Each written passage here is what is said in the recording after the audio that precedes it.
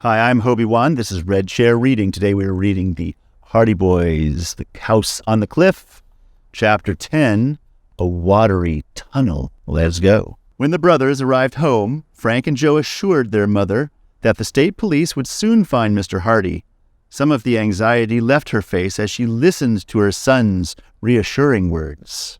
When she went to the kitchen to start preparing supper, the boys went to the phone to call Tony Prito. After Frank explained their plan to him, he agreed at once to let them use the Napoli, provided they took him along. "I wouldn't miss it for anything," he said, "but I can't go until afternoon. Have to do some work for my dad in the morning. I'll meet you at the boathouse at 2 o'clock. "Swell, Tony. I have a job of my own in the morning." Chet called a few minutes later.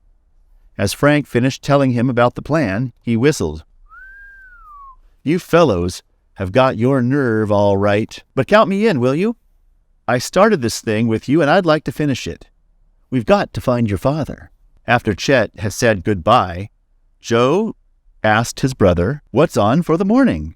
"I want to go down to the waterfront and talk to Pretzel Pete again. He might have another clue. Also, I want to find out when the Marco Polo is due back here." Joe nodded. I get it. You think something may be going on then. Right, and if we can find Dad and lead the Coast Guard to the smugglers before the boat docks... Brother, that's a big order. By 9 o'clock the following morning, Frank and Joe were down at the Bayport docks. Pretzel Pete was not in evidence. "We'd better be cagey about asking when the Marco Polo's coming in," Frank cautioned. "The smugglers probably have spies around here, and we'd sure be targets." Acting as if there were no problems on their minds, Frank and Joe strolled along, whistling. Once they joined a group of people who were watching a sidewalk merchant. The man was demonstrating little jumping animals.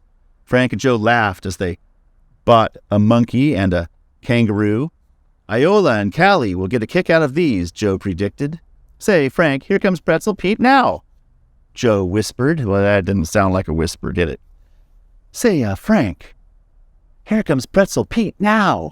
Better. The Hardys went up the street, saying in a loud voice, in case anyone was listening, that they were hungry and glad to see Pete. "Nobody can make pretzels like yours," Joe exclaimed. "Give me a dozen, 2 for my mouth and 10 for my pockets." They must be pretty tiny pretzels. As Pretzel Pete laughed and pulled out a cellophane bag to fill the order, Frank said in a whisper, "Heard anything new?" "Not a thing, son." Pete could talk without moving his lips. "But I may know something tomorrow." "How come?" "The Marco Polo's docking real early, 5 a.m. I heard Ali Singh is one of the crew. I'll try to get a line on him." "Great, we'll be seeing you."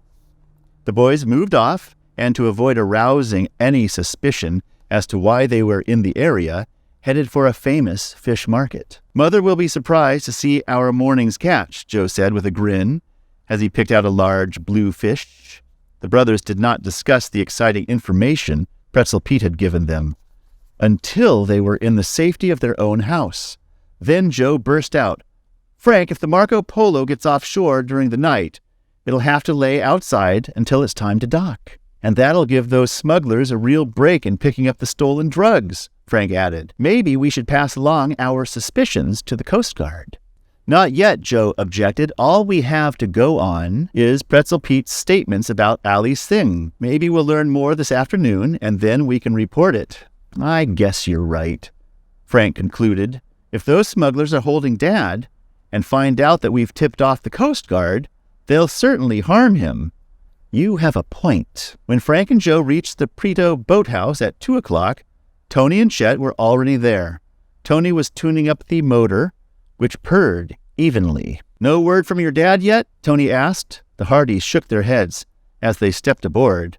The Napoli was a rangy, powerful craft with graceful lines and was the pride of Tony's life. The boat moved slowly out into the waters of Barmet Bay, and they gathered speed as it headed toward the ocean. "Rough water," Frank remarked, as breaking swells hit the hull. Salt spray dashed over the bow of the Napoli as it plunged on through the whitecaps. Bayport soon became a speck nestled in the curve of the horseshoe-shaped body of water. Reaching the ocean, Tony turned north. The boys could see the white line of the shore road rising and falling along the coast. Soon they passed the Kane farm.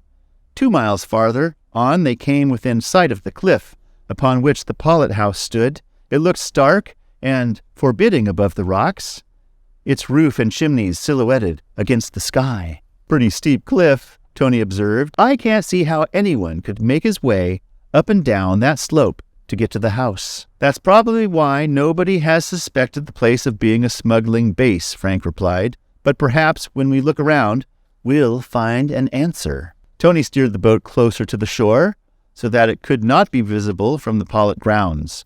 Then he slackened speed in order that the sound of the engine would be less noticeable, and the craft made its way toward the bottom of the cliff. There were currents here that demanded a skillful navigation, but Tony brought the Napoli through them easily, and at last the boat was chugging along close to the face of the cliff. The boys eagerly scanned the formidable wall of rock. It was scarred and seamed, and the base had been eaten away by the incessant battering of waves. There was no indication of a path. If this is interesting to you, please boop the like button. Thank you very much. Suddenly, Tony turned the wheel sharply. The Napoli swerved swiftly to one side. He gave it power, and the craft leaped forward with a roar. "What's the matter?" Frank asked in alarm. Tony gazed straight ahead, tense and alert. Another shift of the wheel, and the Napoli swerved again. Then Chet and the Hardys saw the danger. There were rocks at the base of the cliff. One of them, black and sharp, like an ugly tooth, jutted out of the water almost at the boat's side. Only Tony's quick eye had saved the Napoli from hitting it. They had blundered into a veritable maze of reefs which extended for several yards ahead. Tony's passengers held their breaths. It seemed impossible that they could run the gauntlet of those rocks without tearing out the bottom of the craft. But luck was with them. The Napoli dodged the last dangerous rock and shot forward into open water. Tony sank back with a sigh of relief. "Whew, that was close," he exclaimed. "I didn't see those rocks until we were right on top of them. If we'd ever struck one of them, we'd have been goners." Frank, Joe, and Chet nodded in solemn agreement. Then suddenly Frank cried out, "Turn back! I think I saw an opening." Tony swung the boat around. The opening which Frank had spotted was a long, narrow tunnel. It led right through the cliff. "This might be the secret entrance," Joe exclaimed. "I think it's large enough for the boat to go through," said Tony. "Want me to try it?" Frank nodded tensely. "Go ahead." The Napoli slipped through the opening, and in a few moments came out into a pond of considerable extent. The boys looked about expectantly. Steep slopes, covered with scraggly trees and bushes, reached to the water's edge, but there was no path or indication that any human being ever came down to the pond. Suddenly Frank gave a gasp of surprise and said, "Look to my right, fellows." Among the thickets at the base of the steepest slope stood a man. He was very tall, his face was weather-beaten, and his lips thin and cruel. He stood quietly looking at the boys without a shadow of expression on his sinister face. Upon realizing he had been observed, the man shouted, "Get out of here!" Tony throttled the engine, and Frank called, "We aren't doing any harm." "I said get out! This is private property." The boys hesitated. Instantly the man, as though to back up his commands, reached significantly toward the holster of a revolver. "Turn that boat around and beat it," he snapped. "And don't ever come back here, not if you know what's good for you." The boys realized that nothing would be gained by argument. Tony slowly brought the boat around. "Okay," Joe called cheerfully. The stranger did not reply. He stood gazing fixedly after them, his left hand pointing to the exit, his right tapping the gun holster, as the motorboat made its way out through the tunnel. "Looks as if he didn't want us around," remarked Tony facetiously, as soon as the Napoli was out in open water again. "He sure didn't," Frank exclaimed.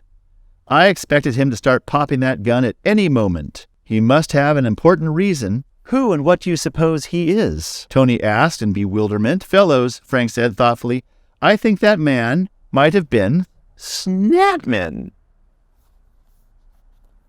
Wow. I didn't see that coming. Snatman. Well, that's the end of chapter 10. Thank you for joining me. And catch me again for chapter 11. Bye.